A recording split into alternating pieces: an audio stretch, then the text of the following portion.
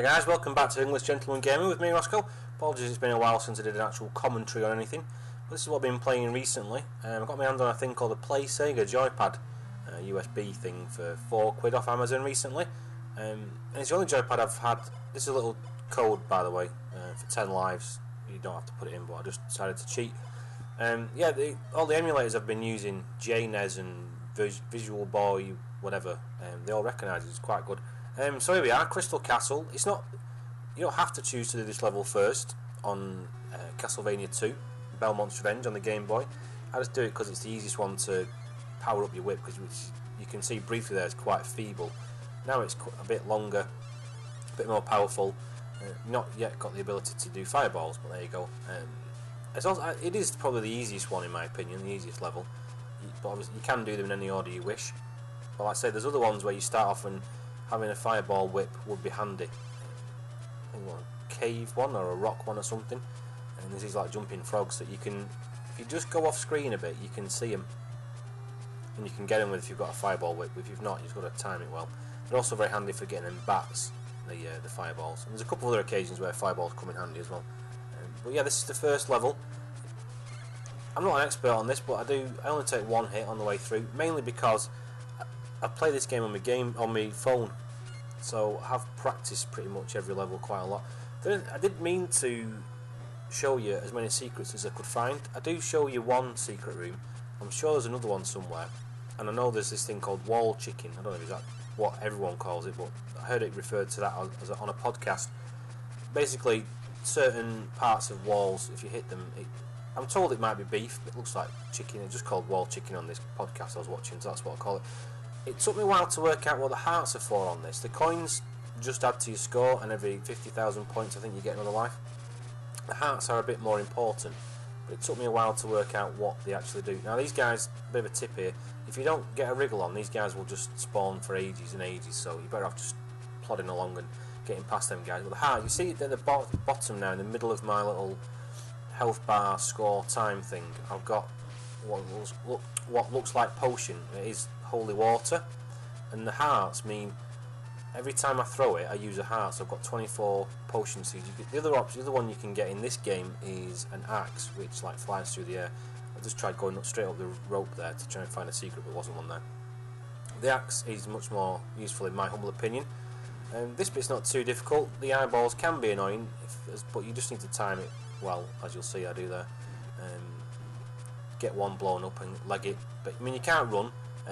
Another downside to the Castlevania game, certainly on the Game Boy and on the NES, you can't do it. Once you've jumped, you're essentially committed. And one other tip you need on this game is you need to learn how to drop down a rope quickly, which I think is coming up now, which I think is jump and down from what I remember. You can do it anyway, but with this thing jumping it, pushing in from the side, you need to scoot down the rope quite quickly on occasion. There's not much more to say really about this level. I mean, the boss as well is fantastically easy. There's a place you can hide that I'll show you. Sorry, hide's a bit of a strong word. There's a place you can go on the, like, when you're fighting him, where you basically don't get touched, so it's a bit pointless. Not pointless, but it makes it very easy. Overall, I've enjoyed this game. I'm up to the very last boss, who is frustrating me a lot at the moment. Decided to just go for it there. Only just made it. These guys don't throw any projectiles at you, they just take 3 hits. Here I get the axe. I don't think I actually use the axe the entire time through this level. You do need it later on. Some of the bosses in other levels are easier with the axe. Certainly the penultimate boss on the whole game.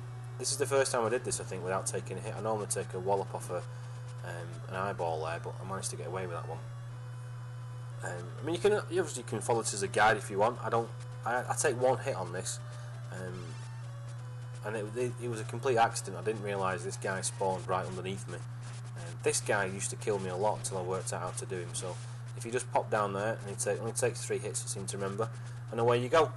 This level's not particularly long.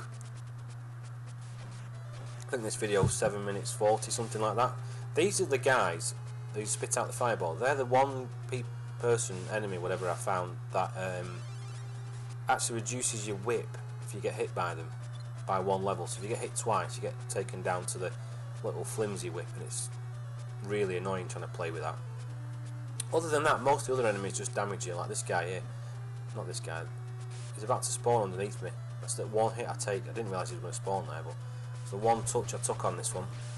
These jellyfish are dead easy. They just go up and down from what I can tell. And again, with a fireball whip, you can just stay on there and whack away. I don't understand why you don't always get a fireball every time you do it. It seems intermittent. Now, it might be that it's on an emulator. It does the same on my phone. You can sometimes, if you're on a rope in particular, it's like one fireball every 3 hits or something. But if you're careful with these fireball firing dudes, hand things on the ground, they're quite that difficult, to be honest. They do get, the placement of them gets annoying later on the certainly when you get into Dracula's castle. I had to save state my way through some of it because I was just getting hammered by them, and I didn't have a lot of health for some reason. I do apologise if this video slows down in places. For some reason, I can record this game a piece of cake on a dual core laptop from 6 years ago with 3 gig of RAM, and yet on a 6 core PC with 16 gig of RAM it freezes. I don't explain that one, but this is the end of the level anyway. This guy doesn't take, it takes a bit of time. When he's in that shape you can hit him. Once he's finally like fully formed back into his normal self, you can't do anything, but while he's like that, you can usually get a couple of hits on him just to try and speed it up, because he's not that difficult. I mean, he raises his staff. Once his staff stops moving, that's it, the lightning bolt thing comes down and then he moves, and it's not difficult by any stretch. You can usually get a couple of licks on him before he gets his solid form or whatever, and you can't do anything. And it's not difficult at all. It's just a case of taking your time. I won't bother wasting any of your axes or holy water if you've got him, because he doesn't really need it. I don't believe you can speed things up particularly. That's it, done. So like I said, I took 1 hit on that one. I've got, what, 43 hearts left, almost a full health. The other reason why I do this level first is I've got 43 hearts now. It certainly proves useful later on. Some of the bosses, it makes life a lot easier if you've got that axe thing.